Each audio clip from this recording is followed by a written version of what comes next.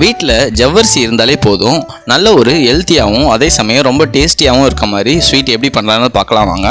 நம்ம food colour எதுவுமே இதில் யூஸ் பண்ண போகிறதில்ல, அதனால் குழந்தைங்கள்லேருந்து பெரியவங்க வரைக்கும் எல்லாருமே சாப்பிட்லாம்.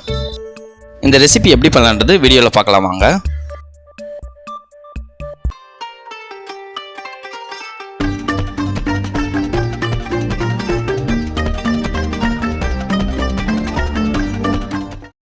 ஃபஸ்ட்டு ஒரு 200 கிராம் அளவு ஜவ்வரிசி பார்த்தீங்கன்னா நீங்கள் நைலான் ஜவ்வரிசி யூஸ் பண்ணிக்கோங்க. அதான் கொஞ்சம் சாஃப்டாக இருக்கும்.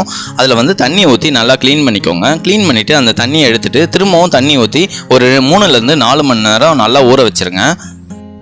நெக்ஸ்ட்டு பார்த்தீங்கன்னா பீட்ரூட் ஒரு 150 கிராம் அளவு எடுத்துக்கோங்க. தோல்லாம் சீவிட்டு இந்த மாதிரி நல்லா துருவி வச்சுக்கோங்க. துருவுறது பார்த்தீங்கன்னா நல்லா நைஸாக துருவிக்கோங்க. அப்போ தான் நமக்கு பண்ணும்போது ஈஸியாக இருக்கும். இந்த துருவுற பக்கம் பார்த்தீங்கன்னா இந்த மாதிரி லெவலுக்கு நல்லா துருவினா போதும். இந்த நல்லா துருவிட்டு பார்த்தீங்கன்னா இது ஒரு பவுலில் மாற்றி வச்சுக்கோங்க.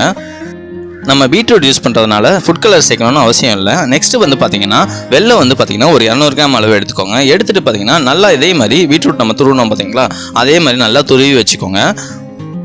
நீங்கள் வெல்லத்தை எவ்வளோ நல்லா துருவுறீங்களோ நமக்கு பண்ணும்போது சீக்கிரமாகவே நல்லா கரைஞ்சிரும். அதனால் நல்லா துருவி இந்த மாதிரி பவுலில் எடுத்து வச்சுக்கோங்க. நெக்ஸ்ட் பார்த்தீங்கன்னா நல்ல ஒரு ஹீட்டான டவாவில் பார்த்தீங்கன்னா ஒரு 2 டேபிள் ஸ்பூன் நெய் ஆட் பண்ணிக்கோங்க. ஆட் பண்ணிவிட்டு முந்திரி பருப்பு கொஞ்சமாக உங்களுக்கு தேவையான அளவு ஆட் பண்ணிவிட்டு பார்த்தீங்கன்னா நல்லா வறுத்து வச்சுக்கோங்க. இதை வறுத்துட்டு பார்த்தீங்கன்னா இதை ஒரு பவுலில் மாற்றிக்கோங்க. லாஸ்ட்டாக நம்ம ஆட் பண்ணிக்கலாம். இந்த முந்திரி வறுத்துட்டு மீதி இருக்கும் பார்த்தீங்களா நெய், அந்த நெய்லேயே பார்த்தீங்கன்னா பீட்ரூட்டை நம்ம ரெடி பண்ணி வச்சுருந்தோம்ல, அதை ஆட் பண்ணிவிட்டு நல்லா இந்த மாதிரி வதக்கி வச்சுக்கோங்க. இதோட பச்சை வாசனை நல்லா போகிற அளவுக்கு நல்லா வதக்கி வச்சுக்கோங்க. மேக்ஸிமம் பார்த்தீங்கன்னா ஒரு 5லேருந்து ஒரு 8 நிமிஷத்துக்குள்ளே நல்லா வதங்கிடும் அந்த பீட்ரூட்டு. உங்ககிட்ட வெல்லம் இல்லைனா கூட நீங்கள் நார்மல் ஒயிட் சுகர் கூட நீங்கள் நல்லா பவுட்ரு பண்ணி யூஸ் பண்ணிக்கோங்க. நல்லா வதக்கிட்டு பார்த்தீங்கன்னா இதை ஒரு பவுலில் மாற்றி வச்சுக்கோங்க.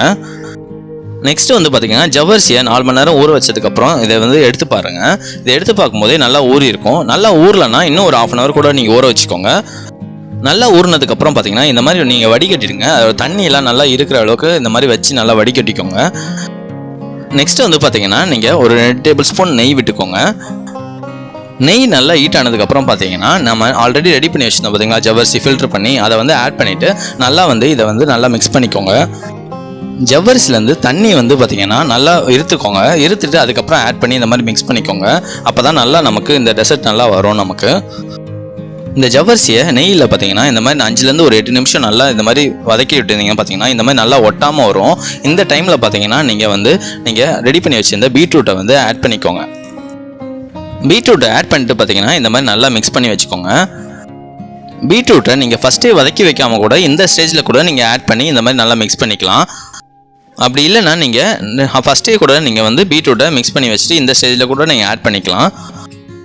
பீட்ரூட்டை ஆட் பண்ணிட்டு நீங்கள் மிக்ஸ் பண்ணும்போது பார்த்தீங்கன்னா இந்த மாதிரி மசிச்சு நல்லா இந்த மாதிரி மிக்ஸ் பண்ணிக்கோங்க.